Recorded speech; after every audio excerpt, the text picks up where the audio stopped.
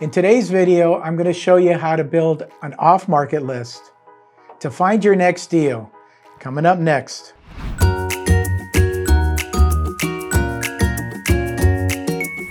In our industry, like many others, data is king. There are dozens of software-based databases that have the house information that we're searching for. Whether it's a single-family home to flip or a multifamily apartment complex, there are numerous ways to find out who owns those properties. It's your job to reach out to them to find out if they're interested in selling. Welcome back to the channel. I'm Joe Homs. I have over 40 years of experience as a mentor, broker, and investor. I made this channel for the new and experienced investors. So make sure that you subscribe and never miss a thing. So how to find the list? Property Radar, PropStream, ListSource. There's probably half a dozen others. And these are companies that acquire this information and then they sell it to consumers like myself who find this information invaluable. I personally have been using Property Radar for close to 10 years now, but all these services are good. They're in different parts of the country and are all there ready for you to gather that information and then start calling them. People ask me, what list should I pull? And I can tell you what I'm doing right now, and it's probably something that, as we've been discussing in a previous video, we have the moratorium on evictions ending at the end of the month. So for the last literally year, we've been pulling absentee owners, out-of-state owners, owners that may be renting out their properties, that are having difficulty with the eviction or not being able to evict. These are the lists that we've been pulling from these list sources and have had a lot of success with those type of lists. So now you have to figure out, okay, well, what's going on in my area or my neighborhood? And you have to find out, well, what are those needs that I can, fix?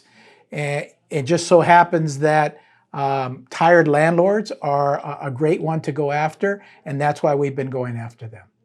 And probably the most important, you can subscribe to this, you can subscribe to that, you can pull this list, you can skip trace that list. If you don't actually get started doing something, you're never going to be successful. And yes, it's a little fearful when you're on the phone talking to somebody at first. Everybody's sensitive to what's happening with the conversation on the other end. But remember, they're not going to reach through that telephone and strangle you, okay? So you have some safety there. The other thing that we do is we don't use, obviously, our cell phone numbers. We acquire and buy just regular random phone numbers from different companies and use those phone numbers to call people and to text people. And so literally getting out there, doing it, texting, calling, talking to people, get your list together, your script together, and just start calling. You're going to get the same thing from people that are having issues. They're all going to be saying pretty much the same thing at the end of the day. How can you help me? This is my situation. I need cash fast. How soon can you get me the cash? I have a renter in there. Are you willing to buy the property with a renter? Oh, by the way, the renter's my son. We've had those situations, and the parents don't want to evict their kids.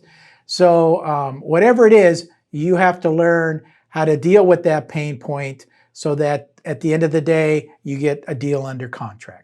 The key to this side of the business is consistency. Contact your prospects until A, they tell you to take them off their list, B, they threaten to drive your house and beat you up, C, you buy the property, or D, the world ends. Unless one of those events occurs, please reach out consistently. You never know when your marketing efforts are going to land in their lap right at the right moment. If you're new to talking to sellers, click on this video right here. I go over everything you need to ask to qualify your leads. See you on the next one.